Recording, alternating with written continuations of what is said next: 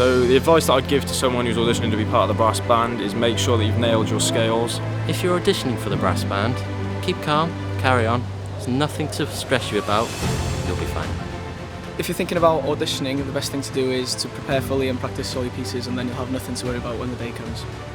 Go for a slow piece and a technical piece, because if you play the technical piece well, you're more likely to get the higher seat that you want to have, and the slow piece shows that you're not only a technical player. I think the most important thing you've got to remember in audition is to be confident. Like, I get quite nervous in auditions, and you shake a lot. But I think if you try and keep your airflow going and just put yourself right into the music and think what you're playing, show a bit of your character as well, not just play your instrument.